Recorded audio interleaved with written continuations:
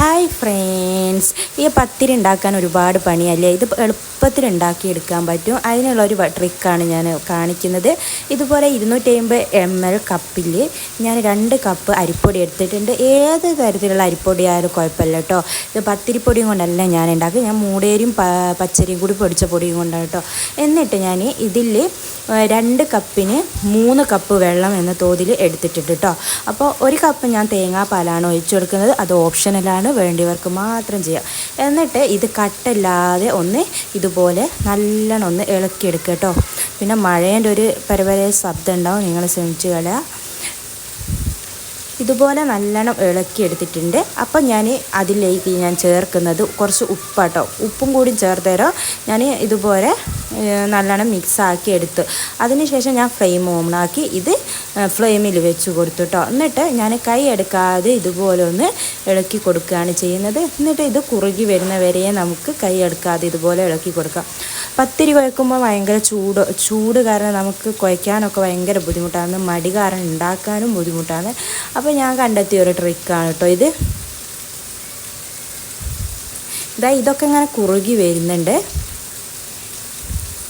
ഏകദേശം ഇത് കുറുകി വന്നിട്ടുണ്ട്. നമുക്ക് ഈ സ്പൂണും കൊണ്ടോ ഇതുപോലെ തന്നെ കുഴച്ച് ഇതുപോലെ തന്നെ എടുക്കുക. കൈ തൊടേണ്ട ഒരു ആവശ്യമില്ല. ഇതാ കണ്ടില്ലേ, ഞാനിത് മൊത്തം ഇതുപോലെ കുഴച്ചെടുക്കുന്നുണ്ട്. ഇത് നല്ലോണം ഇതിൻ്റെ പരുവം തന്നെ എന്തെന്നാ പത്തിരീൻ്റെ മാവിൻ്റെ പരുവം തന്നെ ആയി വന്നിട്ടുണ്ട്. നല്ല സോഫ്റ്റായിട്ട് വന്നിട്ടുണ്ട്. പിന്നെ ഞാൻ ഇതെല്ലാം ഇതുപോലെ ഒന്ന് ഉരുട്ടിയെടുത്തിട്ടുണ്ട് കേട്ടോ. അങ്ങനെ ഞാൻ അത് പ്രസ്സും വെച്ചാണല്ലോ നമ്മൾ വരുത്തുക, അതുപോലെ തന്നെ ഞാൻ പ്രസ്സും വെച്ചു. ഞാൻ ഇതുപോലെ ചെയ്താൽ ഇതുപോലെ കിട്ടുമെന്നുള്ള അത് കാണിച്ചു തരാൻ മാത്രമാണ് ഞാൻ ഇത് കാണിക്കുന്നത്. പ്രസ്സും വെച്ച് വരുത്തി എന്നിട്ട് ഞാൻ ഓരോന്നായിട്ട് ഇതുപോലെ തവയിലിട്ട് എടുക്കുക കേട്ടോ. ആദ്യം പത്തിരി ചൂടെന്ന് വെച്ചാൽ ഫസ്റ്റ് പെട്ടെന്ന് മറിച്ചിടുക.